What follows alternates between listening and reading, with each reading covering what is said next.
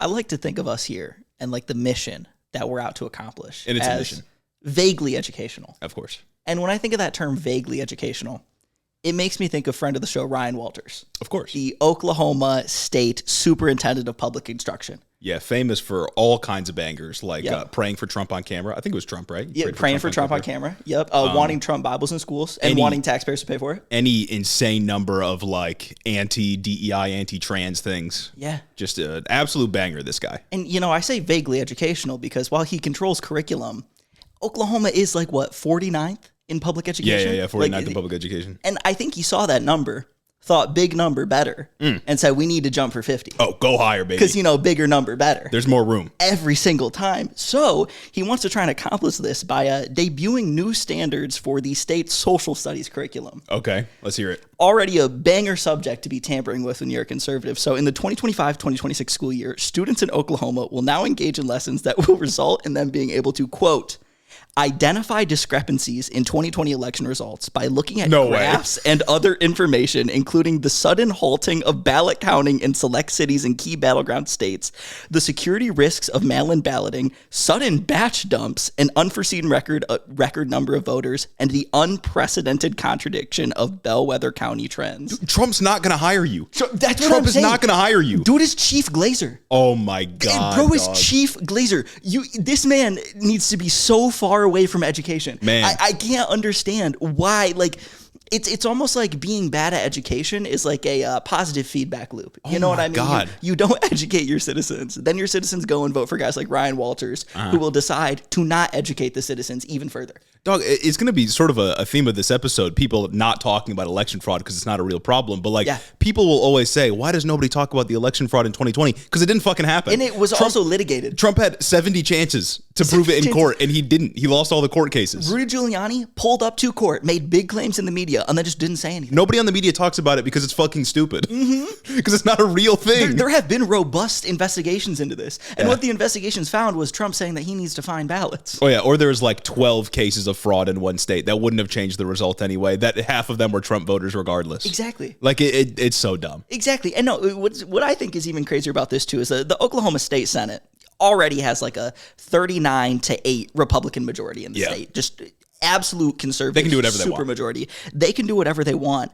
They had the opportunity to block the measure. Obviously, they didn't. But Moms for Liberty was somehow worried that they would, and still thought that it would be appropriate to say, if you vote against this, we're going to primary you. What the fuck? This is so like stupid. They are going so hard to teach the wrong, to teach the denial about election denial in the Oklahoma schools. Yeah. It's fucked up. And it's like, absolutely crazy. Conservatives claim that like liberals weaponize the education department to make white kids hate themselves. Yeah. You know what I mean? This is conservatives weaponizing it, literally weaponizing it just to lie. Oh, and I got quotes about that too. After the Oklahoma State Senate decided not to like take action against these new like curriculum changes, Ryan Walters went to Twitter and wrote, quote, "Today is a major victory for Oklahoma families and for the truth. After months of Democrats and teachers unions lying and attacking the most unapologetically conservative pro-America social studies standards in the nation are moving forward." Nice. And it's just the dope part there is just unapologetically conservative. He's coming out here and saying we are making education unabashedly conservative. It is strictly conservative, and there's no other way that you can take it. Every accusation is an admission. While also going and saying, quote, "For nearly a year, we engaged in a thoughtful, transparent process to deliver standards that teach students factual history, including the realities of the 2020 election, the COVID-19 pandemic, and the threat posed by communist China. These reforms will reset our classroom back to educating our children without liberal indoctrination." We are instituting conservative first curriculum to combat liberal indoctrination. It was bad that education was liberal before, so now we are just making it conservative. This is like the conservative ideology on display. It's the playbook. It's not that indoctrination is bad; it's that liberal indoctrination is bad. Yeah. It's not that aristocracy or oligopoly is bad; it's that we just have bad oligarchs right now, and we need better ones. And it's you have to do the conservative indoctrination because they did the liberal indoctrination before, so we got to undo that. And it just so happens that the liberal indoctrination, or the left wing quote unquote indoctrination, is just sharing facts facts and history accurately. It's clear that conservatives think that literally anything that isn't just unalienably conservative is by default liberal indoctrination. Yep. If you aren't just constantly, I don't know, maybe at a cabinet meeting, starting off all of your things with President Trump, you are the greatest thing. You are God's gift to Earth. You saved 75% of the country. Exactly. Then it's not conservative and therefore liberal indoctrination, and it's woke bullshit. And Moms for Liberty also released a statement after this curricula passed, I guess, saying that the new standards were, quote, truth-filled, anti-woke, and also unapologetically conservative. This is not about flawed standards. It's about political interference and media manipulation. Of course. Is every single accusation not a confession? Yeah. That's golden. Man, if you're in Oklahoma, get the fuck out. I'm saying. That's crazy. You know, I'm not really like pro homeschooling. I don't have like a robust opinion about homeschooling. All I know is that it opens up some abuse opportunities and whatnot. It's usually bad. But at this point, if you are in Oklahoma, maybe it's a better alternative. Yeah, it's lesser evil education. You know what I mean? We're taking the lesser of two evils here. Nah, but that's like everyone accuses blue or like purple states of having like liberal indoctrination, and that's what prevents the country from being great. Well, because white kids get taught about slavery. Even classes like in college or high school that I was in, where I knew the teacher or professor was a liberal or even a leftist, at no point did they censor conservative viewpoints. Yeah. And as long as you made an argument, as long as you made your case, they let you say whatever you want. They let you write about whatever you want in your papers or whatever. Yeah, you're not getting Fs for like having a conservative viewpoint in your papers. You're getting an F because you argued for it poorly. Exactly. You're getting an F because you had nothing to back up your claims. Yeah. Oh, man.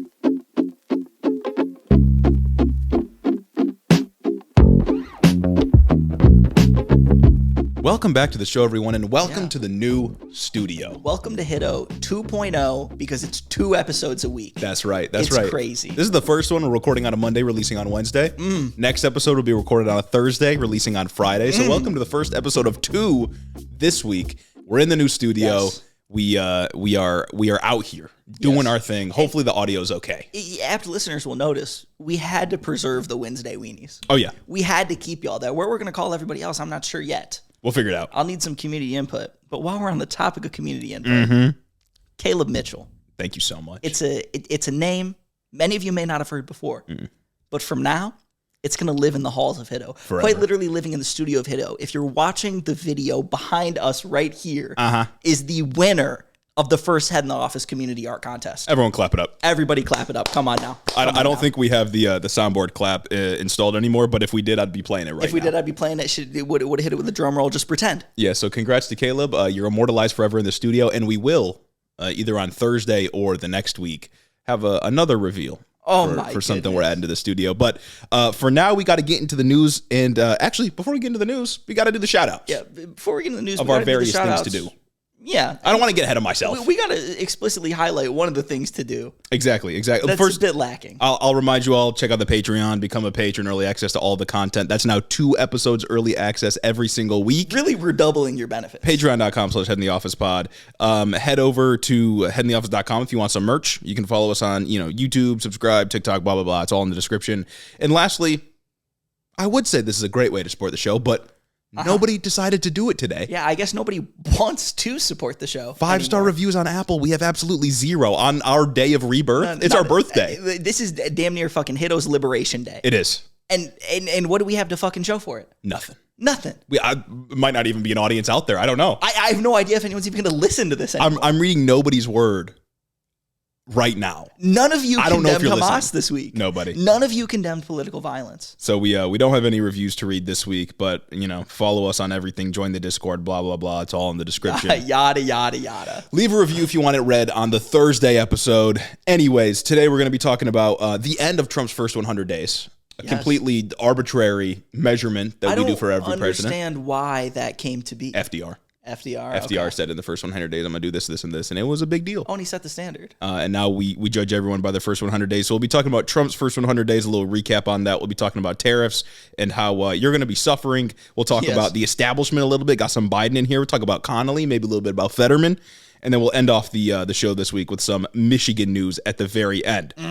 So starting off with the news here, let's talk Trump. We had some interviews this week, folks. We did have some interviews. Trump did at least 2. Maybe more. We talked about the Time interview last week, but he did 2 other video interviews this week where he talked to some dude from ABC and then Kristen Welker from NBC. And he really emphasized that he was some dude. Oh, yeah. He was just there and he said, I only did this interview because you're a nobody. He's absolutely a nobody. This interview had Trump talking about Kilmar Garcia again. We had that fantastic bit where he was just ardently claiming that Kilmar Garcia literally had MS-13 written on his knuckles. Like Trump genuinely had no idea that was just like an illustration to show that the symbols mean those things. I find it hard to believe that he doesn't know. I think he does. Because but all the context clues in that interview would suggest that he thinks it literally says MS-13. Because that's what he said. That's how he was acting, and he wouldn't let it go. Yeah, he kept bringing it up. Usually if it's something, he'll slyly make a remark. But the interviewer, I can't even remember his name anymore, would go and ask another question, and Trump would be like, but hold on, no. You don't really think that he doesn't have MS-13. It's literally in the picture. Yeah, you're fake news because you don't think that it says MS-13. He was flustered about it. And the interviewer should have been ready to push back. Like, the interviewer should have been like, yeah, let's look at the photo. I don't understand why they don't bring He could have got his these dumbass. things. Yeah. Like, you have this whole setup event. You can bring graphs. Yeah. Didn't Axios bring graphs when they did the interview? It reminded me of the Axios interview, but he wasn't as good as Jonathan Swan. Absolutely not. Because Jonathan Swan said, yeah, show me the graph. And he was like, this is stupid. But in an Australian accent, you know what I'm saying? Of course, yeah. But it wasn't anything like that, unfortunately. But yeah, Trump, I think, genuinely believes that those photoshopped like Arial letters on his knuckles are actually there. Then we got a sort of honest moment from Trump. Okay. Where the interviewer said, talking about tariffs, this isn't what voters voted for.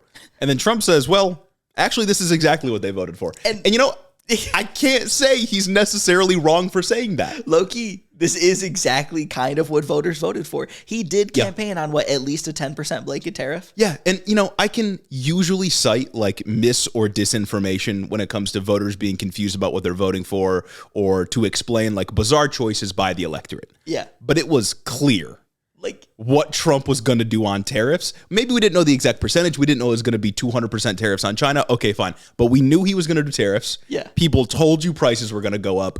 I think this one's on the American people. I think this is on the American people as well, because it's like every time people were asked about tariffs, they said, oh, no, he's not really going to do it, though. It's just a negotiation tactic. Yeah. It's not looking like much of a negotiation tactic when my store shelves will be empty next week. Yeah, like it's one thing if Trump runs on saying he's a dove, saying no more foreign wars, and then he gets us into foreign wars, right? Like that's just a classic politician line. Exactly, and there's always like a way that you can kind of spin that. It's exactly. being, like dragged into it. We have to help our allies, blah, blah, blah. Yeah, and I would always argue like he was never really a dove, right? There's some discourse you can have there. And I can understand why a low information voter might be confused. But on tariffs, he told you repeatedly what he was going to do. He said it's the most beautiful word in the English language. Yeah, below, it's actually third below love and religion. Like he told you what he was going to do. You knew this. So I can't necessarily say he's wrong. Voters did indeed vote for tariffs. And then the one other thing that was notable from this interview was him just relentlessly blaming Joe Biden for Russia, Ukraine, for the economy, and for a bunch of other things. This also came up in the Kristen Welker interview, which we'll talk about in a second. But yeah, it was just nonstop blaming Joe Biden. Man, it's kind of gas. You got to respect the hustle. I do got to respect it, especially because I think it was like November 6th, the day after the election, he posts on Truth Social that this is the Trump economy because stock market was going up. Yeah. People are anticipating Trump coming in. That's what he was saying. And then April like 29th or something like that, he was like, this is Joe Biden's economy. Well, he heard the classic HITO saying, good things are good, bad things are bad. And said, good things are me, bad things are you. He's bastardized it. He's bastardized the saying. He's flipped it on its head. He's put himself into the equation. Exactly. Nowhere, you can never do that. Nowhere in good things are good, bad things are bad do we exist. The hubris. It's just good things are good. Crazy. Precisely. But speaking of the Kristen Welker interview, there was, like you said, that part where he said the good parts of the economy are Trump, the bad parts of the economy are Joe Biden. There was also another section, and Trump had made this claim before, but she pressed him on it, where he said, like, instead of having 30 dolls, you can have maybe 2, 3, or 4 dolls. Yeah. And instead of having cost 300, a little bit more. Instead of having 300 pencils, you can have 5 pencils. Yeah. And I think that says something, Trump being a billionaire, that he thinks like the pinnacle of American consumerism or the goods that we consume are like dolls and pencils. Yep. Something tells me that he's kind of out of touch. Not like clothes. Nope. Not like back to school supplies. I mean, pencils back to school supplies. Yeah, pencils essential. Like sometimes we do need 250 pencils because I hear kids like to steal them from teachers. Yeah. And whatnot. And to sort of like justify this claim that, you don't need this many dolls, you don't need this many pencils, whatever. He kept citing this claim that like gas prices and grocery prices have gone down. Thus, it's okay if like the things that are not essential, like dolls, cost more, right? But I looked into it because, I like to fact check stuff around here. This is the Fact Check Podcast. If we could name it something other than HITO, it'd be the Fact Check Podcast. Show. Because that's exactly what this is. There's basically no data to support this. On groceries, wholesale prices have dropped for things like eggs, but that has not been reflected in consumer prices all yet. the MAGA influencer shitheads have been all over Twitter talking about how egg prices are down. Brother, they're still $6. Still $6. I'd be paying $6 I don't buy wholesale eggs. Meyer does. I wish I could, but there's a middleman for some reason. I don't know why that exists. I wish I could buy straight from the fucking supplier, but that just doesn't happen. And it's like, even back to the less dolls and less pencils bullshit, he is a billionaire who filled his cabinet with billionaires, who is advised by billionaires or 100 millionaires, who is doing everything possible to get those people more money while saying that you deserve less thing. Yeah. The irony there shouldn't be lost on anybody. Yeah, and it should be clear that when he talks about dolls, he's sort of infantilizing the problem. Think about anything that isn't like immediately essential for your survival. He's saying you get less of that. You know what I mean? Like it's less going out and living your life doing fun things. It's less getting clothing. It's less getting things that make your life enjoyable. Sure, maybe, and this isn't even guaranteed, maybe you can afford rice and beans. Maybe like a steel manufacturing plant will come back to the United States. But everything that makes your life enjoyable, everything that was like the end goal for having a U.S. empire is going to be gone, basically. And you can't even say that the things you're going to be getting are guaranteed because they clearly aren't. And I was gonna say, it's not even just like the non-essentials. Like, it's completely abdicating the problem. Like, one of the things on like a list of tariffed goods that I was reading about this week is like car parts.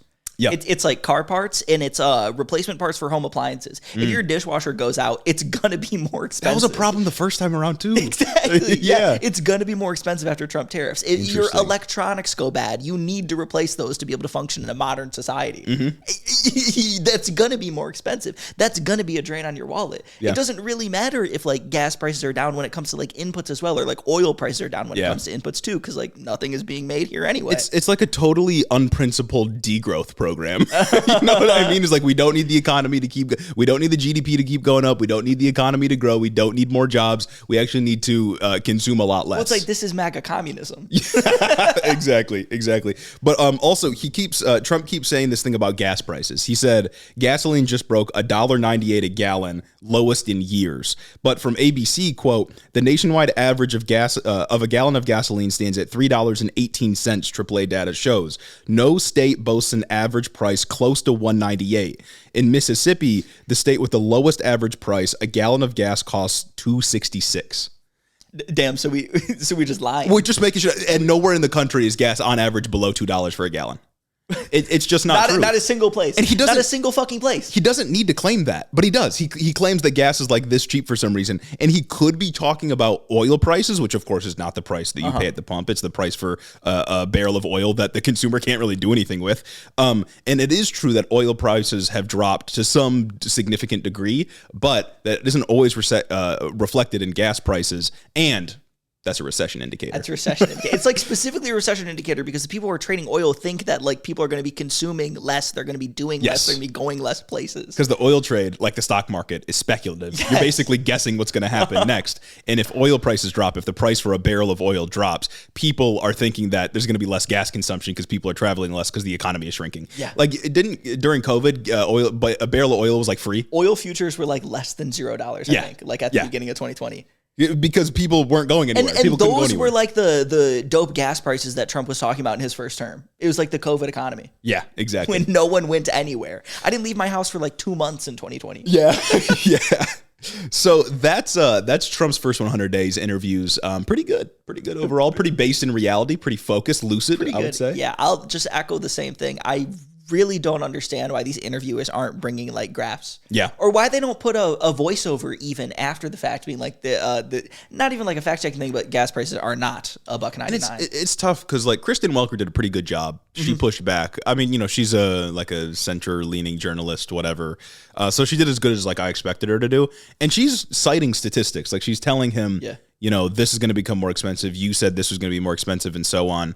But he'll just say like, well, that's not what my people told me. And that's literally what he's saying in a lot of instances. I think in some of like the Kilmar-Abrego stuff or like the immigration things, he's like, nah, my people told me differently. Because did Kristen Welker ask about him like defying the Supreme Court and whatnot? Yeah, I think so. And he's like, oh, my people said I'm not, so I'm not. Yeah, exactly. I'll have my lawyers look at it. The kind of like undercurrent from both of these interviewers is that anything that Trump gets pressed on, he says somebody else told me to do this. Bro is not the president. Bro is not doing anything except tariff. Yeah, I really think that he's just like not at the wheel at this point, and it's crazy. Oh, and there was that beautiful moment at the beginning of the ABC interview where the interviewer asked him, "Oh, you've got the Declaration of Independence here. What does that mean to you?" Oh my God. And bro got called on by the teacher when he wasn't paying attention. Yup. He said, "Oh, the Declaration of Independence, it means exactly what it says right there." It reminds me of that one time someone was like, "Are you a New Testament or Old Testament guy?" And he was like, "Both." And then they're like, "What's your favorite Bible verses?" And he was like, "I wouldn't want to bring it up." It's really personal to me. Bro is just a relentless liar. And I don't think that he thinks what he's saying is lying. No, I think he just does it. Thinks he's getting away with it too. Yeah. You know, he's like, "Oh yeah, no, this is it," and then they'll never press me further. No one will think anything of this. Yeah. So that's Trump, but we still got to talk about Trump's cabinet because we got to talk about Miss Caroline Leavitt. Mrs. Caroline Leavitt, I think. She's like married to like a 60, 70-year-old or something like that. It's crazy. Married to somebody well out of college by the time she was born. But the clown show became even more clownish this week because we got a MAGA influencer press briefing, or what they're calling new media press briefings, where Caroline Leavitt basically goes on to like an SNL looking set. Yeah. And just talks to conservative influencers. And then she calls on Cat Turd to ask a question. Yeah, in and of itself, not a bad idea. I should be invited to one of those next time there's a Democrat. You know what I mean? I should be in the White House press pool. Not a bad idea in and of itself, but the people there and the questions being asked made it a clown show. And I've got 2 clips for us to listen to this time. Okay. This first one really does kind of rely on you having the video to see it as well, because the person asking it looks insane. Okay. So if you're listening to this on audio on Wednesday, I'd suggest you go and seek out the YouTube video. But if you can't, you'll still get the gist of this. This is just again, complete clown show. Okay. So one thing I've noticed in the first 100 days is that the White House is crawling with kids. You have a young, beautiful baby boy. There are babies everywhere. There's so many young folks on staff who have kids. But the last 4 years under Joe Biden, parents were really stressed and ravaged. They had to take on 2 or 3 extra jobs. Depression rates were up. Suicide rates were up. You're a very high-profile young mother who seems to juggle and balance it all beautifully. What advice do you have to young parents out there who are starting their careers, having kids, building families, and trying to find that balance so desperately? So one thing I've noticed is like barely politics. 2, it's not. If kids were walking around the Joe Biden White House, they would say that he's Epstein too. They'd say the White House was the new Little St. James. And like, I just like 3, he's talking about, oh no, parents are depressed, blah, blah, blah, kids being at home, recession indicator. Is parents not bringing their kids to work a worse recession indicator, considering they can't find childcare? Yeah. Like, and it's like, first of all, they're using the kids as props. Yeah.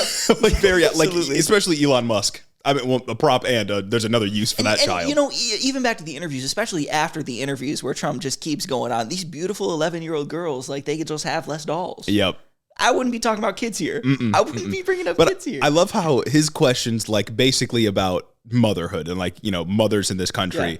And it's not like, what is the Trump administration going to do for, like, you know, the millions of children that are malnourished every year? Yeah. It's how do you, Caroline Leavitt, deal with being a mother? Because you're a superstar. It's not like, is Trump going to protect Medicaid for children? It's how do you deal with being a mother? Moms, they're the real superheroes. What advice do you have for all our ladies out there, huh? It's just like, a fucking Glaze session. Where is he from?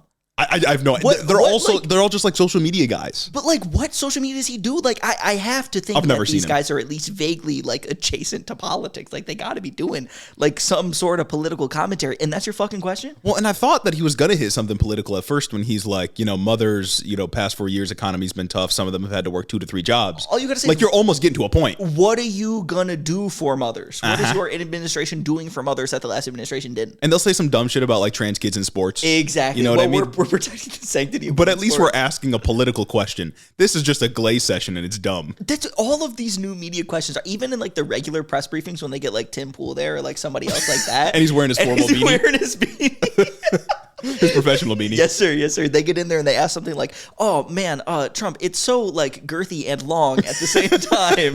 How is that possible? How does he do it?" I've got another one though. I think this one's just about on par, and this is just like I don't even know if there were any good questions. All of them were like sort of glazy questions, of course, because they're all conservatives. It's all just like a 30-second preamble, just glazing them. Yeah, I'm only focusing on the questions. Her answers are just completely irrelevant, just complete nonsense. But this is the other clip I have here. Thank you for giving me the honor to be able to ask a question and provide some transparency for the American people. Speaking of, I wanted to reference the election integrity. A lot of people in America are questioning if there's any possibility that we could see further investigations for anyone that could have violated our election integrity rights. And more importantly, so is there any possibility for names such as Barack Hussein Obama, Hillary Rodham Clinton to ever just possibly get investigated for any of these, questions from the American people, for any of the wrongdoings they might have done? What are we investigating Barack Obama and Hillary Clinton for when it don't comes know. to election integrity? We're melding culture war issues. Yeah, and in her answer to this question, she goes on to say, like, well, thank you for asking that. No one in the media, no one in the mainstream media would ever ask me that because it's a stupid fucking question. No, it's dumb. It's a really dumb fucking question. He didn't even keep the culture war issue separate. Uh-huh. And then somebody else like follows up and was like, okay, but like, are you investigating Hillary Clinton? Yeah. And she was like, I haven't asked the president about it. And it's like, he only said Hillary Rodham Clinton because he wanted to say Barack Hussein Obama. Just completely bizarre. Gotta hit that. That's completely bizarre. But I do expect an invite to the new media briefing once we get once a Democrat President gets Tim in office, Walz or whatever. I better be there. Yeah, I better get an invite. Crazy question. Tim Walz, I love the way you can go around a truck. Do you have any advice for young aspiring mechanics out there? And how are you such a good dad? How are you such a good dad? Any tips on fatherhood? Even if we were invited, even if it was like a Bernie Sanders presidency. Yeah. And I'm invited to the White House press briefings. Yep. I'm still asking tough questions. Absolutely. I'm like, why did you bomb Yemen or some shit like that? You know what I mean? Like, I'm not going to, whatever. It's stupid. Nobody's serious. No, whatever. In some other bizarre media things, Trump held another televised press conference. This was, of course, another sort of celebration of the first 100 days. And the funniest claim here was Pam Bondi, where she said, quote, agencies have seized more than 22 million fentanyl pills, 3,400 kilos of fentanyl, which saved 258 million lives. That's 75% of the country. I don't even know how you could begin to get that estimate. Yeah. Yeah. Especially because the day prior, she tweeted that Trump saved 119 million lives. Ironically. So in a day, it jumped like 140 million. Whoever wrote that must be on fentanyl. Yeah, absolutely. Like, and if you're curious, the math that they did here was take the total amount of fentanyl seized, allegedly, because we're working on their numbers. I don't have any other fact check for it. And they divided it by the lethal dosage. And claimed that that's how many people would have died, and it equaled 258 million, apparently. So, has nothing to do with like the purity of the drug or how it would be distributed to 258 million people, or you know what I mean? It's just a claim that you saved 75% of the country. So, Who do with that fucking what you will. believes this, dude? I still like there. Yeah. Was that from the press, like the cabinet meeting? That was just a Glaze session. Yes. Man, It was a huge, and it's the one where Elon Musk had like two hats on. He was Yep. trying to be funny I hate because it. he's like a 14-year-old or whatever. Yes, sir. Yeah. Yes, sir. Pulling out his little Doge badge, 42069. Or 69, 420. Look at that. Look at me. Also this week in Trump news, we got an outline for the budget that we will dive more into thoroughly, probably on the next episode when we have like an actual document. We just got like reporting on the budget, not like the budget itself just yet. Basically, it's like cuts to every social program. I saw somewhere that maybe Social Security and Medicare will be left out of it. Who knows what's going to happen there?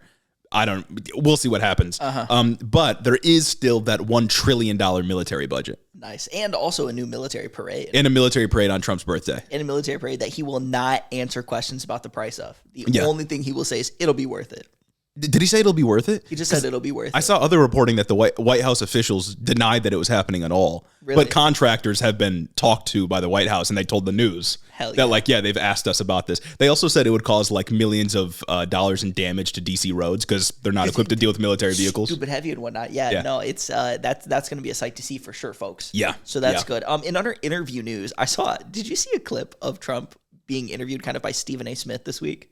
Yeah, there was like a town hall or it was like a panel kind of thing. Yeah. Yeah.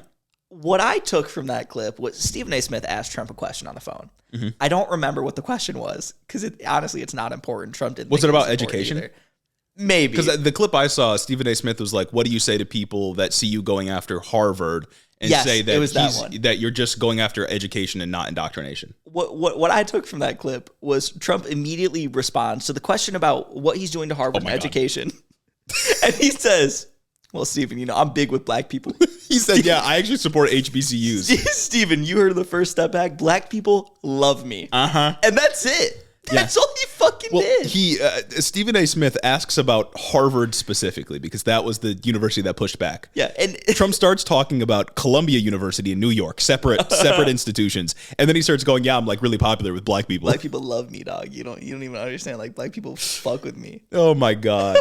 The question was not about race, and it's just like an incredibly racist thing to do. Let me watch. I'm gonna make this black guy like me, Steven. Black people fuck with me. They fuck with me. Yeah. Lastly, in Trump news, and we're going to expand upon this in just a minute, but tariffs still on the way. Yes, they are. They're in effect technically, but we haven't felt the effects fully because shipping takes a while to get across the sea and so on.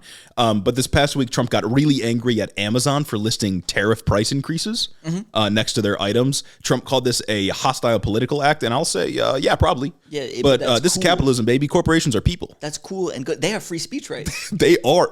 They're people. They're people. Like I look at Amazon, that's a person. Like stop being mean to him. In the same way that a person is in a body composed of organs that makes them go, a corporation is composed of people that makes it go. Well, exactly. The fundamental unit of like a person is the cell. The fundamental unit of Amazon is the person that runs it. They're all like little cells that constantly work together 24/7 round the clock, and they all make sure things move. And as one sort of like corpus, they have political rights because they're people. 100%. And then, while the people are the cells, unthinking, unfeeling machines, it's the shareholders and the C-suite at the top that are really like the brains of the operation. Absolutely. You know what I mean? Absolutely. And instead of dopamine, corporations get shareholder profits. Exactly. And that's why it's fine if, a corporation cuts off an arm where a bunch of workers are. Yes, sir. As long as it doesn't cut off the brain. Yeah. Because that's where all the energy's got to be. Dopamine, dividends, these things are the same. They're one and the same. You just don't understand. I'm thinking at scales that you couldn't comprehend. Milton Friedman cannot keep up with my capitalist economics, baby. Come on. Put me in the Chicago school. Put me in the Chicago school and watch me revitalize Argentina or whatever he did. But I think that's a good segue into tariffs. Yeah, that's a really good segue, especially when you mention that shipping and things not getting into port, because the final goods that are not subject to the Trump tariffs are entering port literally this week. So very nice. Per CNN, all cargo ships loaded after April 9th from China will be subject to the 145% tariff when they arrive here in the United States. So that means as early as next week, we could start to see prices dramatically rise for any good imported from China and for any good that uses inputs imported from China. Yeah. Lots. Yeah. A lot of things. Lots of goods. Very many goods. I was going to say get your goods now, but if you ordered it will be tariffed. Yes, if you order it now, it will be tariffed. You're kind of fucked. You would have had to have ordered it like a month ago. Yeah, you would have had to have wicked foresight and a very substantial understanding of logistics and shipping lanes to figure out how you could time this, and then hope your thing gets on the right carrier. Yeah. Oh no, and I bought my IKEA products already. Yes, sir. So in the case that Sweden, I don't know what the tariff rate on Sweden is. I'm guessing it's something stupid like 25% or something. But I got my shit. Yep. It's here in the office already, so I'm good to go there. Yes, sir. Here in the Stew 2.0, we're ready. We're insulated from the Trump tariffs completely. That's right. Yeah, completely insulated. Except for like food, and if anything I have breaks down, and if any appliance I need, and if I need to buy new clothes. But while we're talking about a list of things that are allowed to be tariffed, I got this beautiful HuffPost article that kind of just compiles a bunch of different categories. So first thing we got on the list, I think that will be probably most immediately noticeable, is like fashion and clothes. Specifically fast fashion brands like Shein. Already you've seen prices increase. The de minimis exception is gone. You can't even import it yourself anymore without being subject to just twice the price and then some. Yeah. 145% tariffs. That's great. I mean, you shouldn't be buying from Shein anyway, but like you shouldn't be buying from Shein anyway. But there are a lot of things that are manufactured in China, and we still have the wicked tariffs on Vietnam too. Yep, a lot of clothes manufactured in Vietnam. All that fun jazz. And of course, if you buy the American-made clothing, it's more expensive. Yes, so they'll probably be about equal in price. And back to school, also right around the corner. Famous time where parents are buying their kids. It's about to be summertime. It's about to be hot. Summertime. You got to change your whole wardrobe. Yeah, people want to buy like shorts and t-shirts and whatnot. Exactly. You got to keep up with the trends. You got to stay in style. Next thing that the HuffPost article lists is 4th of July items. That's funny because that's just so real. So yeah, it's apt. American flags, American flag solo cups, American flag paper plates, American flag lawn chairs, just coming straight from China. I love that though. That's sick as hell. President Trump draining your family's resources on 4th of July. Trump merch coming from China. Trump merch coming from China. Independence Day. Independence from your wallet. Independence from Britain. One and the same. Why has no journalist asked like, okay, you want people to buy made in America? Why don't you make your hats in America?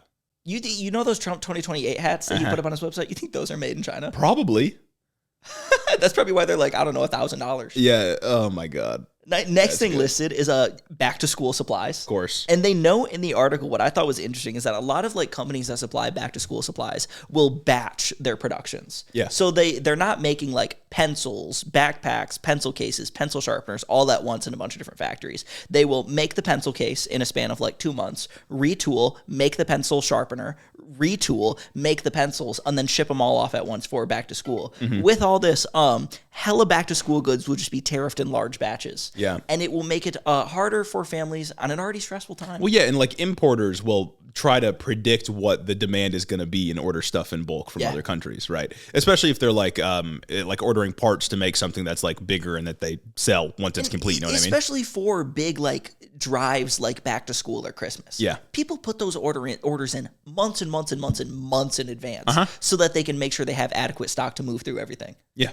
Black Friday is just going to be regular Friday. It's going to be regular Friday. You're going to have to wait till Black Friday to get anything now. The deals will maybe knock off the tariff cost, like the import deals fee. will be slightly more expensive than pre-tariff Trump economy. Yeah, you know and Black Friday is already just a sham. Oh, absolutely. You mean 10% off this $400 TV? That's what I'm It's literally saying. nothing. What do you mean you mark it up beforehand just to mark it back down? It's ridiculous. I see through you. I see through the lies. Oh my god. People used to fight to the death for an Xbox. That's when we had a real country. And that's also why Trump's comments about instead of 250 pencils, you can just have 5 pencils, and instead of $30, you can have 2. Was this country not built on consumerist excess? Yeah, that's the other thing. Is that not part of like the essence of the American like middle class individual? Yeah. It's just like an excess of goods, being able to purchase whatever they want and move through whatever they want. I'm not making like a moral judgment right now on whether or not that's good. I certainly have opinions on consumerism, mindless consumption, all of these things and whatnot. However, under 4 years of Joe Biden, I was told that the Democrats are trying to take away all of your choice. I was told that we can never have like government-run grocery stores or government-run products because you'll only ever have one option and you'll buy what you're told and you'll shut up and you'll like it. And now Trump is telling me I'll buy what I have to and shut up and like it. And it's actually good and cool and baked. It's actually great that you want to do that. Yeah. Every accusation is just a confession. The entire American economy is built upon consumerism. Yeah. Is built upon you repeatedly engaging and buying new things. I gotta buy 250 pencils just to make sure the pencil guy has a job. Yeah, exactly. I mean, that's why they made you feel like a superhero for going out to eat during COVID. Oh my God, for getting really takeout. did. You know what I mean? They really because did. they needed you to spend money so it could circulate through the economy because money not moving is bad for the economy as a whole. Exactly. We need the velocity of money to keep going, people. Come on. Yeah. Macro 101. And so not going out and buying your trinkets will hurt the like the stock market. All the speculation tied up in the stock market is based on the day traders' predictions on how profitable a company will be, which is based on how much shit it can sell to you. Yeah, the market is based on one guy trying to predict how another guy's going to predict how another guy's going to predict how this company is going to perform based on how they're going to sell things. Yeah. It's 30 layers of speculation where they're just trying to figure out if fucking this pencil will sell well. Yeah. And if they can make it through their merger. That's literally all it is. And it's going to be bad. It's going to be remarkably bad. It's going to be bad. An obvious category of goods that will be affected by tariffs, toys. We already knew this. Yeah. Trump because no more dolls. Trump is the Grinch coming through to take Christmas away from your children. This should be a message we need to land on. Unironically, that'd be funny. Yeah. That's what, if these tariffs keep up, he is the Grinch that's giving your kids coal. He took all the presents from the tree. They were there. I saw them. Yeah. I saw them, and he came under the chimney. It's ridiculous. Next, we have cheap household essentials. So we got red Solo cups. I expect to see the frat boys revolting. Oh, of course. I expect to see them revolting as their parties become more expensive. And electronics, with a quote from the article saying consumer electronics could possibly see the biggest hit. Xbox is already went up more in cost. Yeah, Xbox is like $200 more. For I like think an so. Xbox. It's either like $600 now. The mainline Xbox games are going to $80. Games going and to I $80. know, The and I Switch? know Yeah. that the fucking digital versions are going to be $80 as well. Ridiculous. Digital version will absolutely be $80. Digital version not getting tariffed. They're not even going to be selling like the box sets anymore. Absolutely. The case. Yeah. You're not getting the case and the disc. It's not happening. It's fucked up. It's fucked up. The Democrats did post about that, which was nice. Yeah. That was nice. But They yeah, like finally did Xbox is something. getting more expensive. The next generation of consoles will be out during Trump's presidency. Yes. And that shit's going to be PS6 going to be $800. Oh my God. Almost absolutely. guaranteed. But PlayStation's already increased their costs. I don't think they did it in America, but I think in the UK it's like £50 more.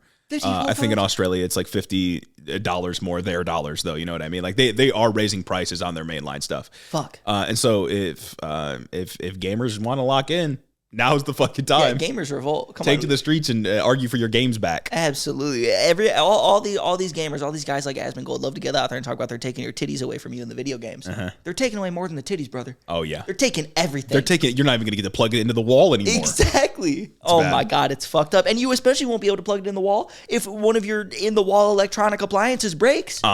And then you're fucked because Then Trump you're is fucked. tariffing replacement parts of appliances. It's just a massive category of goods that people don't even think of. And so Yeah, because you don't ever interface with it. You take it to a repairman and he fixes it, or you call a plumber in and they come in and fix it. They get the part for it. Like it's gonna be more expensive. and then they charge you a rate that you already think is just making your head spin. Oh yeah, And it's going to be even more. In some cases, 145% more. yeah. They come in and replace like a little pipe. Yep. And then suddenly it's like $300 plus labor costs, which You're is like, already something crazy. buddy, what and now it's going to be even more expensive. Exactly. Yeah. Exactly. And that's fucked up. And those are the categories of goods we have to like look forward to being tariff.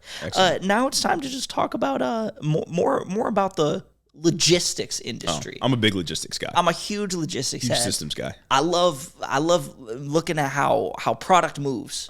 Numbers You know on a what I'm chart. saying? I'm big numbers on a chart kind of guy. Put me in front of a spreadsheet, I could be there all day. Well, that's where I'm a huge graph head when it comes to these interviews. You put me in the interviews, I'm busting out a graph. Well, once I get a visual, it's over. Maybe I'm busting out a box and whiskers plot. Some shit, a histogram, if you will. Yeah. Fucking going crazy. Busting out the line chart, not a pie chart though. Those are not good representations of volume. No. But either way, Give me a I digress. histogram though. It's up. Huge numbers and data kind of guy. So we got to talk about some numbers and data. On top of the price increases that's expected from the tariffs, it's also expected that there's just going to be a rapid decline in things. Oh, good. Things in general. This is a things-based economy. It is a things-based economy. We cannot get away from the things, and there's going to be less of them because of the rapid decline, the precipitous decline in cargo shipments that are coming into this country. Already, the Port of LA is saying that cargo will be down 35% compared to this time last year. 35% year-over-year drop. That's like unsustainable. That's a remarkable drop. Yeah, That's a precipitous decline if yeah. I've ever seen one. 45% of the LA port's traffic comes from China. Oh yeah, It's just cargo ships straight from China. That's a lot. The Port of LA services a lot of places. Yeah, they get a lot of what we get in. I was gonna say that's a third decrease, like a third. We've lost a third of what we had last year for imports. One of our major ports. You got to keep in mind, of course, like we're still going to be importing stuff. Like we're not just going to, stop outright. Yes. It's not just going to be nothing coming into the country. So stuff's still going to be coming in. There's still going to be some type of demand for things, as you put it. It's just making all of those things more expensive. One, because there's less supply, and also because they're getting tariffs and they're coming in. Yeah. It's going to be terrible. Like broadly, what we are looking at, what we are actively staring down the barrel of within like the next week is you are going to have to pay more for less options.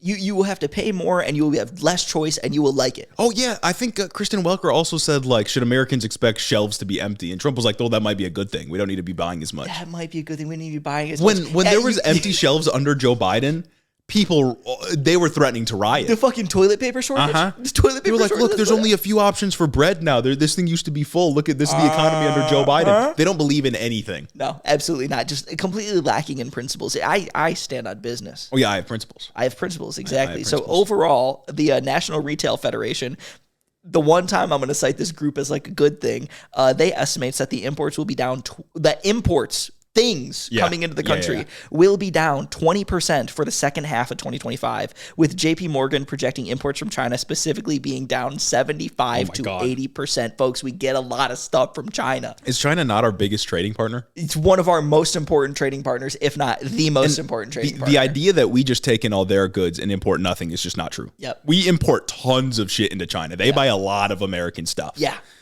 So cutting off trade in this way will hurt people that export to China, and it's going to hurt people that want imports from China. They also import a lot of like culture from the United States. Yeah, that's a bit movies. That was the thing this week. Yeah, Trump wants to put 100% tariff on movies.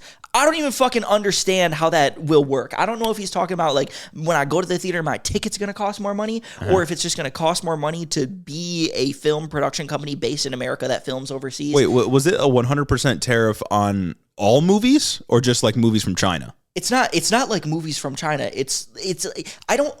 I don't know what the fuck he's talking about. If it was just and I don't think he knows what he's talking about either. But like the text of it was like, there's going to be 100% tariff. And it was basically surrounding the idea that other countries offer more tax incentives for filming to happen then. And then like movies that are filmed overseas but distributed in the US, there's going to be some sort of tariff. But I don't understand how you tariff that industry because there's not like a physical product to tariff. And like the movie industry is one of our biggest relative to other countries. Massive cultural Hollywood, export as well. Yeah, Hollywood exports everywhere. Yeah. You know what I mean? And it's been a battle like the last few decades to get films into China in a way that, you know, the CCP doesn't want to censor. I was going to say, like, it is so important for like the American film industry to get like films into China that they take black people off of posters. Mm-hmm. They covered Chadwick Boseman's face on the Black Panther thing, and they take I'm forgetting his the actor's name, John Boyega, off the Force Awakens poster? That's crazy. Or some shit like that. Yeah, right? that's pretty morally condemnable. And they like Disney took the gay kiss out of Force Awakens. No, the Rise of Skywalker for the Chinese release of the film. Yeah. Oh my goodness, man! Like having access to these markets has been a thing that and you can condemn that as we would, right? Like of the course, CCP, the evil for doing that. You know I'm contending with things on two different levels here. Yeah. But the tariffs will hurt the American film industry, and I don't really understand because his whole argument with tariffs is like, they should be doing it here. But we already have, I would guess, I don't know the numbers, but I would guess the biggest film industry in the world. We do. I would imagine. What is like the argument then? Because it's not come to America. We already have it in America. Yeah, well, it was born in America. What he's taking contention with is the idea that a lot of people will film just like in Ireland, or they will film in the UK, or they'll film in Canada because there's better tax incentives for them to film physically in those areas. And then sometimes productions will film not in the United States so they can get away with like paying less for like production staff and whatnot like that. But it's like he's not contending with this on like a material level where it's like, I think it's unethical that American film productions may go overseas so they can hire production staff and pay them less. I see. I frankly don't even know what he's fucking on. I don't know either. Yeah. So, what does he just want, like LA in the background on more movies or something? I guess. But it's like sometimes we go to, I don't know, Ireland to film because it looks cool. Yeah. Or sometimes you need a landscape that cannot be found in the United States. I'm sorry, but like Tatooine is Tunisia. Tatooine is not the desert of California. Yeah, exactly. You can't really get away with that. Sometimes locations are locations. Yeah, it's like cool. You could pass a law about like exploitative practices. All you would need to do in other countries. Is just like you could say if you're a company film. He doesn't even give a shit about. No, he doesn't care. I'm not even going to contend with it on that level. But it's just like you would just offer tax incentives for filming here. Yeah, that's it. Or say like if you want to be an American film company, you cannot go over and exploit them for this, this, and this, or will levy a tax on you for doing. Yeah, there are like schemes you could come up with. That don't involve just making it more expensive. Well, it's like what Georgia does. Like hella movies are filmed in Georgia because Georgia offers phenomenal tax incentives for productions to happen there. So it's like. Just do that. Yeah. Just do that. Whatever, man. It's fucking stupid. But either way, back to like this JP Morgan analysis and the low-key evil National Retail Federation's analysis. It's like we're looking at a situation where not only are things going to be just more expensive because of the tariffs, they will be in shorter supply, of course, which will further drive up prices. Yeah. Because not only are you going to have to pay more for what is here, you're going to have more people competing for the scraps of what was left behind. And that's going to push the fucking supply curve lower and the demand curve higher. And where does that leave me at equilibrium? Higher prices, baby. And that's like the supply side stuff of it all. But not to mention that like you are artificially limiting competition. Like this is an argument that a lot of free tradists make against like the bans on Chinese automobiles. Yeah. You're artificially limiting competition, so you're limiting the available options that consumers have, which brings about monopolies. And I thought competition was innovation. Yeah. I thought they were like the same fucking thing. That's what everybody always tells me. And it's like I kind of understand, like living in the state of Michigan, Detroit was where the automobile. I get all like the economic arguments for it, but like my sense is that the reason that people yearn so much for the auto industry of like the 50s and the 60s isn't because there's some like inherent dignity to making the car. It's because the jobs were good relative to others. Exactly. No, they were unionized jobs with benefits. Good job, good pension. Yeah. And it's like the working conditions weren't even that good. You know what I mean? It's just that like relative to what was available at the time, it was good job, good pensions. You could support a family with it. And we can do that without sort of artificially limiting competition or slapping 145% tariff on Chinese goods. Or if we're also also just so worried about like unfair the Chinese Communist Party unfairly subsidizing this industry to be able to price everybody else out of the market. We could do like the same thing. And it's like yes, it is somewhat of a predatory practice because like I would criticize the same thing that like Amazon does it, but like I mean it's kind of better for the consumer. I fuck with state subsidy. Yeah, and I think it's one of those moments where the sort of logic of capitalism runs up against what would be good for people generally, right? Like what's good for the American company making profit and say the American automobile industry is not what's good for the consumer. And it also happens that like workers might lose their jobs if a Chinese car company is making more money because it's less money going to like Ford and GM. And like it's a big complicated mess, but it's only because the only way to live is to work. Yeah, and it's also like it's different when like a state does like I guess unfair business practices versus when like when Amazon put diapers on their website for like, I don't know, fucking $0 and absolutely killed diapers.com. Yes. Or whatever. It was diapers.com, right? They've done that to many things. That's like kind of their playbook is they will get these like independent sellers to pop off on their platform, price them out of the market, absolutely kill it and absorb the market share. And that's how they kind of do low-key mini monopolies on their platform. Because they can underprice things for, It's different when Amazon does it because they're ultimately doing that to kill other companies so they can then come through and price higher or make the same profit margin, which equals more money because of volume. When a state comes through and does that, it's so that it's cheaper for their citizens. Yeah. And then it's just better for consumers. And at base, it's like, what's the point of the economy if it's not so we could be happy and fuck around? Exactly. It should be serving me. Like the point of the economy isn't to make a bunch of people money or not so that we can just like continue the cycle of labor, but it's so we could all be happy and live. Yeah. And I would fuck with the Chinese EV. That's what I'm saying. They're like $9,000. They're $10,000, man. Come on. Like, I'd buy it in a heartbeat. I really would. My car, more expensive than that? Yeah. I can tell you. Yeah. Anyways, back to tariffs. My. Yeah. So the executive director of the Port of LA told CNN, quote, many major retailers have told us they have about 6 to 8 weeks supplies of inventory in their systems now.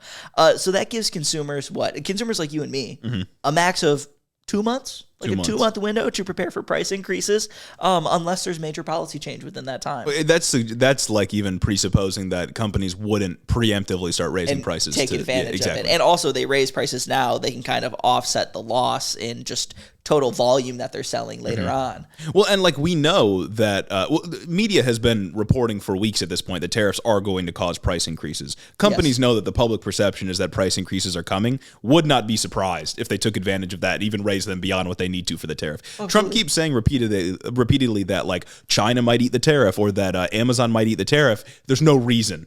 No. That they would, especially China. Why would China pay the tariff? You know who's for the companies? We are eating the tariff. You, me, and everyone listening to this is about to eat the tariff because Trump just decided to push the crash the economy button. There's no reason why the company would eat the tariff. No, absolutely not. And you could require that. You could pass a law saying you cannot pass this on to the consumer. They could do that, but they won't. The companies are telling us we're not eating the tariff, buddy. Yeah. You're fucked. What was it? Like 2 weeks ago, the CEOs of Walmart, Target, and Home Depot met with Trump in the White House. This is reported by Axios, and said like all these CEOs of these huge companies said that the tariffs will force them to raise prices, and the tariffs will empty their shelves. Yeah, this is what they told Trump in the private meeting. Yeah, this is like, what's gonna happen. I've been seeing some on the sort of like populist MAGA right say something similar to what we just said, where it's like, well, if these companies have billions of dollars, Amazon, Apple, Microsoft, like, these are billion or if not like $1 trillion companies that are saying they have to raise prices. Why can't they just eat the price? They don't have margins that big. Well, they don't. Yeah, to be clear, they can't eat the tariff for all of their goods that they're selling because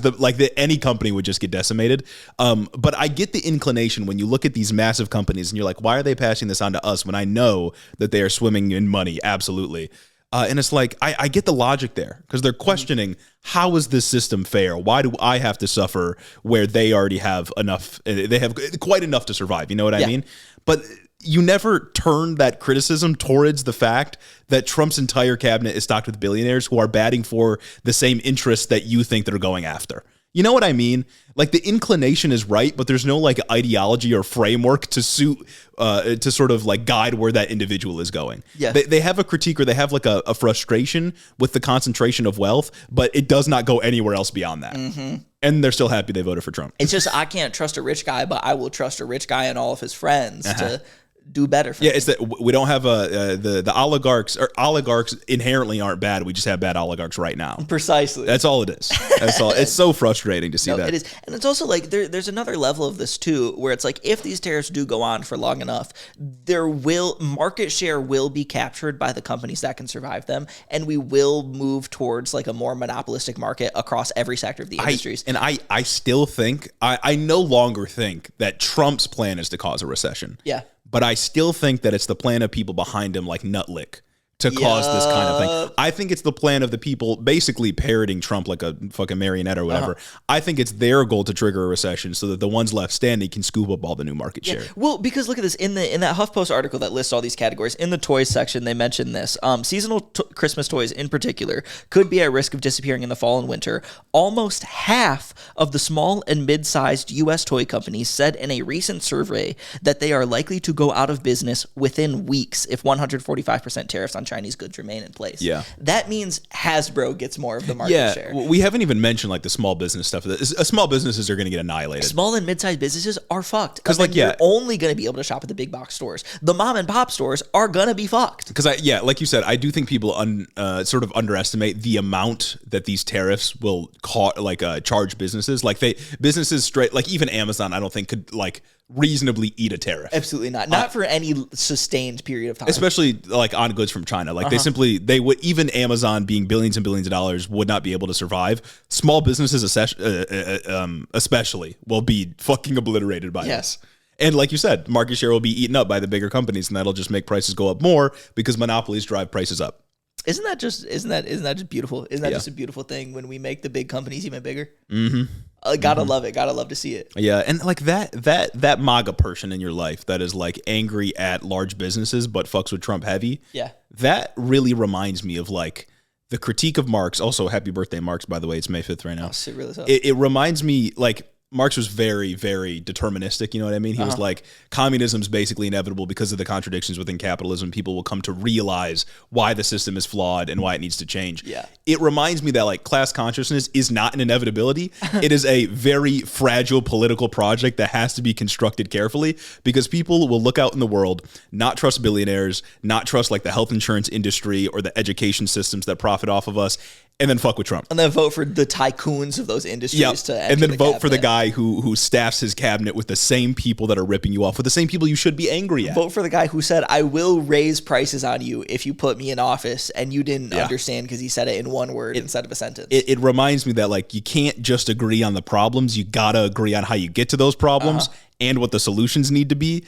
And we're nowhere near that. Well, that's kind of like what gives space for like so many grifters to like prosper online, is because anybody can go out there and identify a problem. I think if you polled fucking 100 people, 95% of them will say, I don't really fuck with billionaires. You can't trust them. But of those same amount of people, you know, like what is it, like 45% of them fuck with Trump? It's not really. It doesn't matter if we agree on the problems. It's about agreeing on the solutions. But beyond just like consumers and people who buy things, there are also people that work.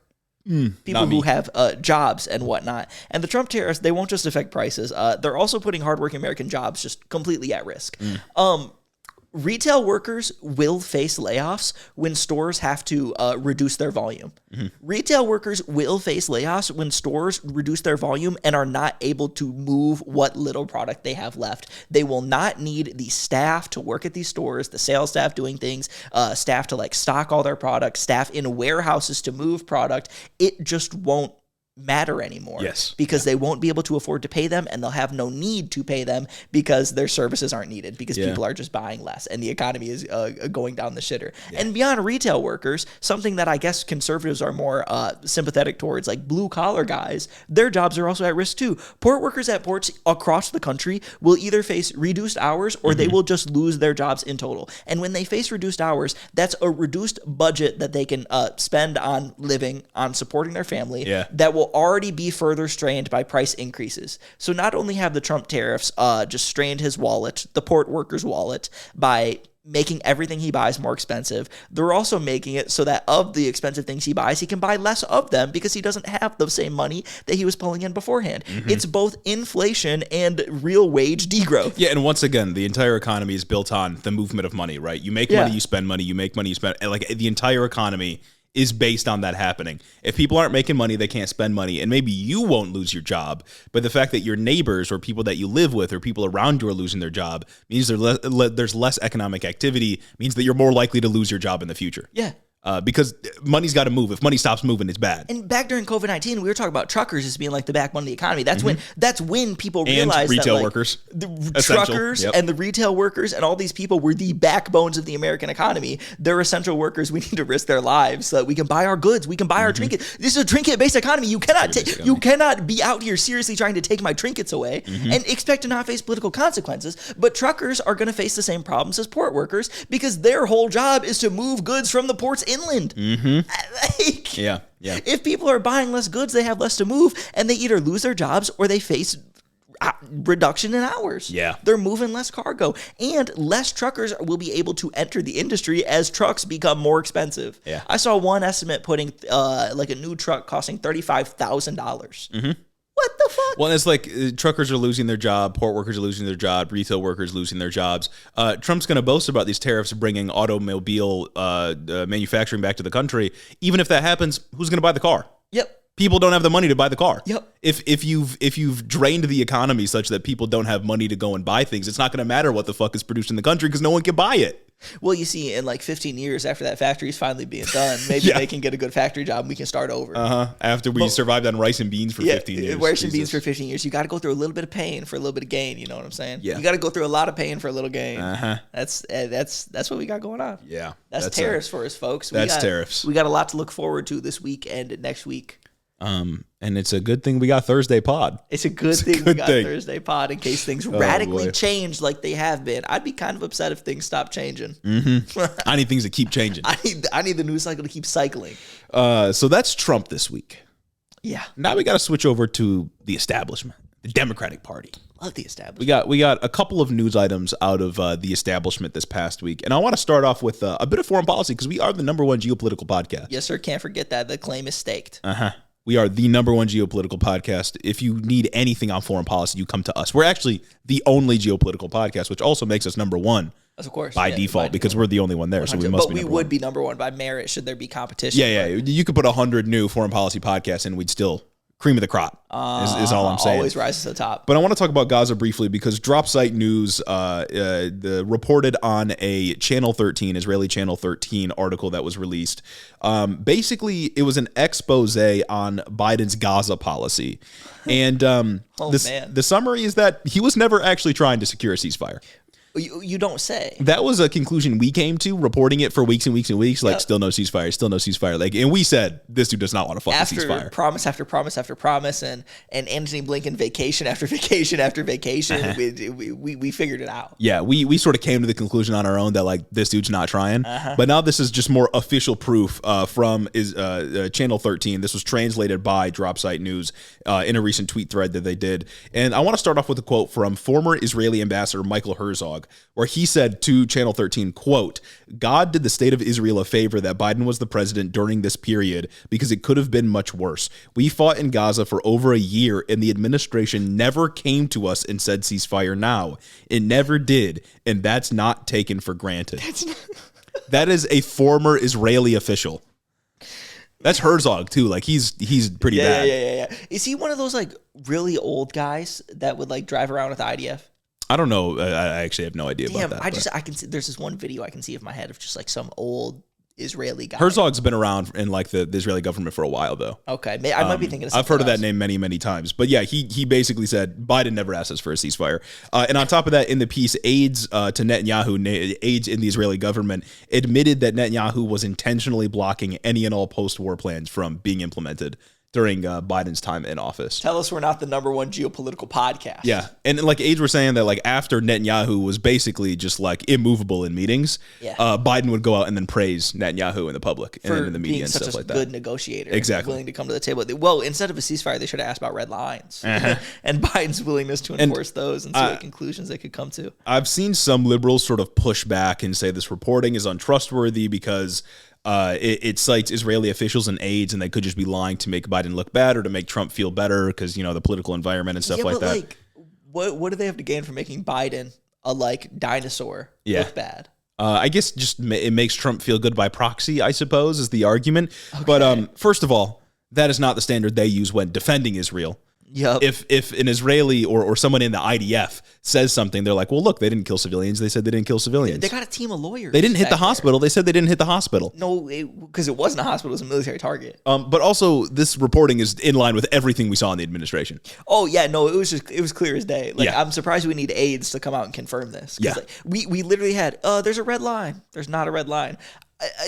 Biden's aides must have been panicking when he got up there and said, "Oh, we got a ceasefire plan going," because a reporting immediately came out. And Netanyahu immediately said, "No, the fuck we don't." Yeah, I can't imagine what everybody in that staff was thinking. Like the speculation was already that Biden was running around in circles, doing absolutely nothing when it came to Netanyahu. The suspicion was always that he wasn't actually doing anything. He didn't actually want a ceasefire, and this just kind of confirms what we thought was already happening. And I don't know what other evidence it would take to convince people that weren't convinced by this. But once again, never a better time for progressives to sort of break from the establishment here. Obviously, anti-oligarchy stuff is good. Glad to see Bernie and AOC doing that kind of stuff. But taking a decisively like anti-imperialist stance at this point, principled anti-imperialist stance, I think would sell pretty well.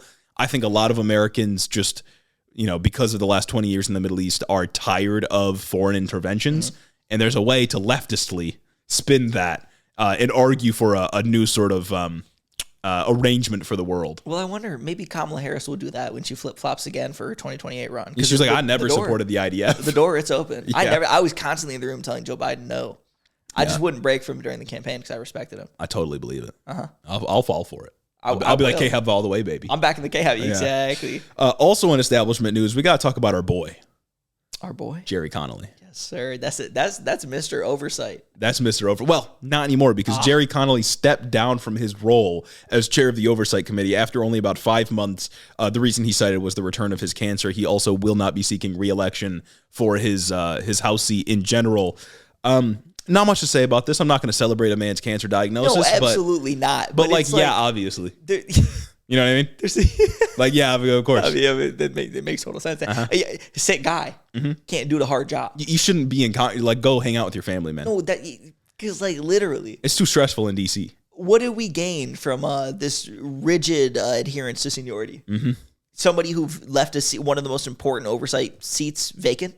Yeah, it's been 5 months where a capable Democrat or just AOC herself could have been railing hard against everything the administration does. Could have been building a case. And now whoever steps in to fill that role, probably some other dinosaur, will be 5 months behind in doing their job. Yeah.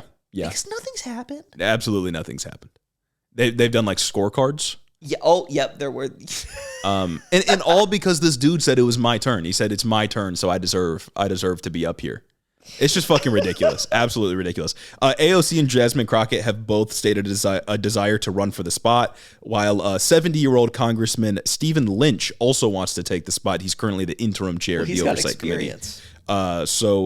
Experience trumps everything. Trumps everything. That's right. Absolutely. So we'll see if they make the same mistake twice here.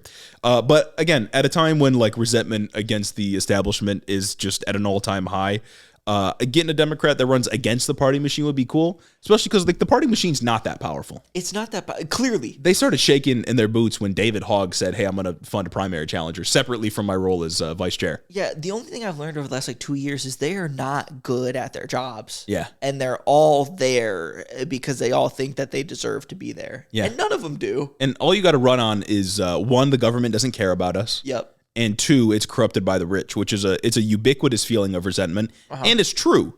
Yeah, makes it very easy to run against the party, and especially if you appear as an outsider to the Democratic Party. Yeah, nobody fucks with the Democrats. Nobody. And I'll tell you, it's not because they're weak and woke. It's not because they're weak and woke. I'm still waiting to see what those sacred cows are going to be.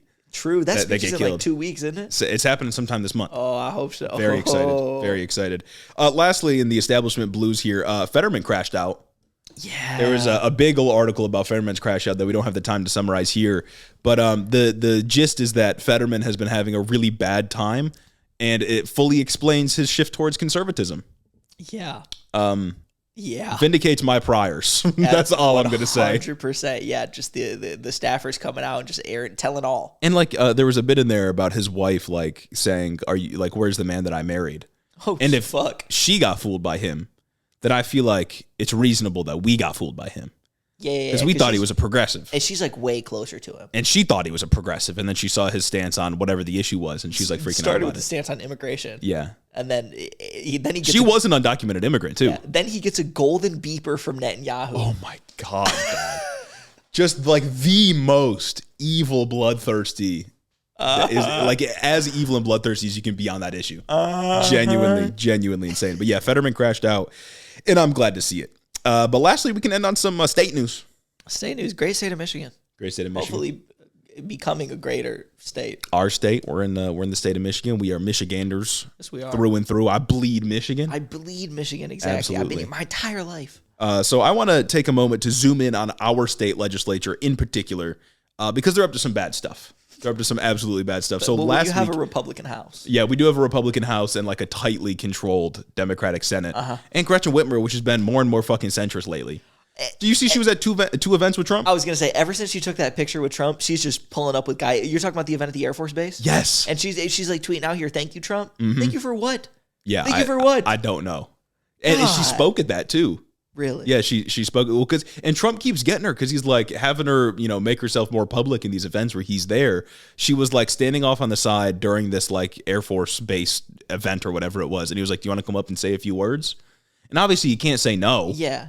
So she goes up and Trump's standing right behind her. It looks terrible. Thank you. Oh my fucking God, that's crazy. I don't understand what it is with like Michigan politicians getting to the point where they're either term limited or not running again, and just completely just turning conservative. But she wants to run for president, and I think that she thinks she's making a good calculation. She's here. Alyssa Slotkin-pilled. She's Slotkining right now. It's the Slotkinification of Gretchen Whitmer. If you go and stand on the fence, you can see more. You can see more absolutely, and you can go either way whenever you need to. Exactly. Anytime the wind blows a certain way, you can sort of lean over. Yeah, and people will believe you've been there your entire life if you just plant your 2 feet. Absolutely, it's easy to blend in there. But last week, the Republican-controlled Michigan House of Representatives voted to ban sanctuary cities in the state by restricting state funds from jurisdictions that prevent law enforcement from working with federal immigration officers.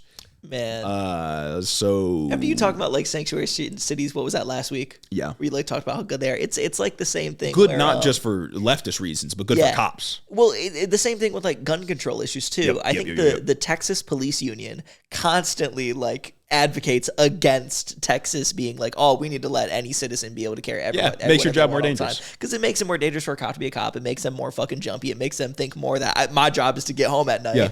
And then it increases instances where they draw on a civilian or kill a civilian and do shit like that. It's similar why like police departments often advocate against bathroom bills because it's like, how the fuck am I supposed to enforce this? Yeah, like, dog, I don't want to go in there. Even though they might be ideologically aligned on the issue, they're just like, dog, how am I supposed to investigate this or do anything with this? I don't want to go in there. But similar sort of thing with sanctuary cities. This bill was actually a package of 5 bills that target undocumented immigrants just broadly.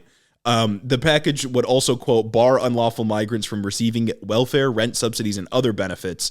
And it was mostly party line votes, except there were a couple of Democrats, like 4 or something like that, maybe 5, that voted for the welfare bits, restricting immigrants from getting welfare. Why? I don't know. Does that even happen? Probably rarely. Is that even a thing that happens any meaningful way?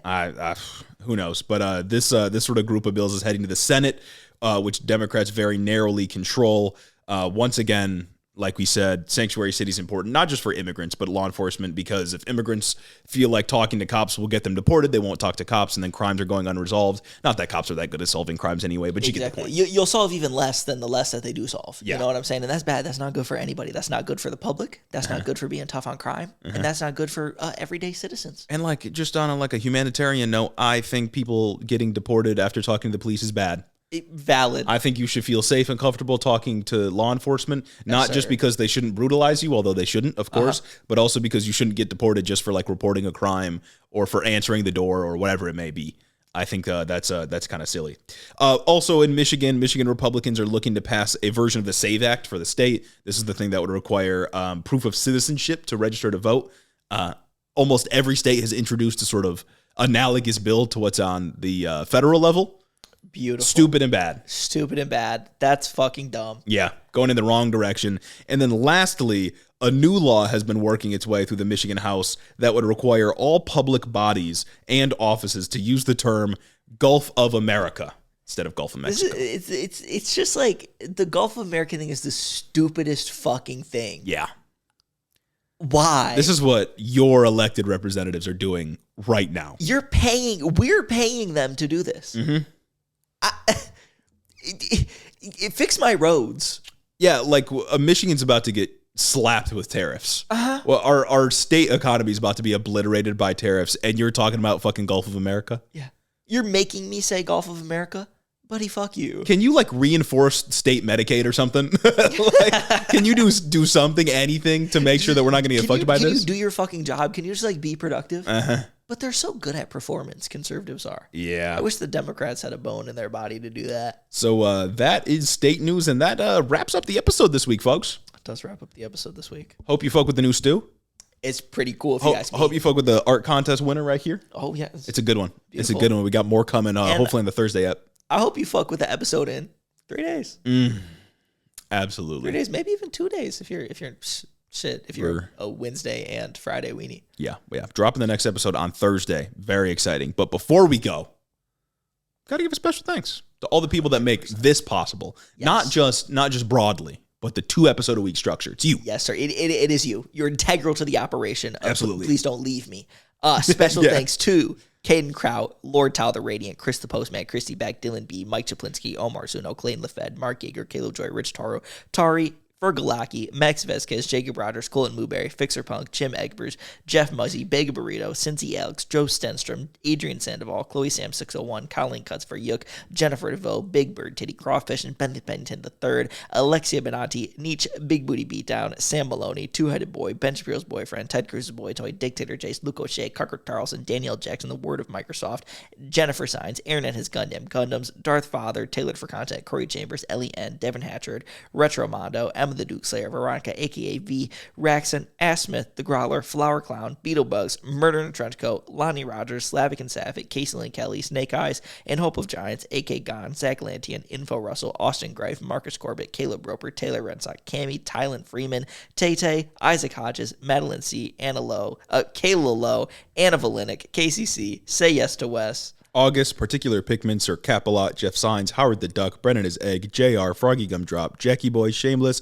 Coherent Babbles, MJ is Sharp, Michaela Muncie, The Wallace 3000, Jared Finch, Tactical Snowflake, Son of Ander, Vanilla Bryce, Chris T, Kashan Lala, Amanda R, Hanky Panky, Tyler J, Damian Blues, Ashley White, Particulon, Memfrez, Lauren, Unchrestmatic Boar, Sasquatch, Rhonda Stiletto, Midwest Marxist, Joe the Mailman, Gary from West Michigan, Shawnee GG, Juniper Not Jupiter, Stacked Crabs, I Crowley, Urban Peach, Lord of Forlorn, Holt Forsyth, Kevin Kasaya, Booty Snakes, Erica, Krusty Krab, Do Fairy, Chelceratops, Austin Lima, Lane Waltz, Azim Fida Hussein, Gorgeous Girl Mukes, Brooklyn G, Noverk the Dastardly, Goldthorn, Addie Book, Merlin, John from Houston, Anaya, Cryo Bongi, Sergeant Pookie, Connor Nix, Jordan T, Hoodie, Kim Kitsuragi, Rose Grimm, Kristen, Jamie the Young Extremist, Jack the Heathen, Archer W, Evan Mingo, AJ Torres, Elo Nico, Jake Hall, Seth Schmidt, Daniel Stock, Noah Sajas, Majawat, Ultra the Dragon, Mercy Boku, Dick Cheney and 6 Inch Heels, Luke Wechter, Henry Kraggles, Tristan Ringsmith, Yaya, and my mom. Thank you all so much for supporting the show on Patreon.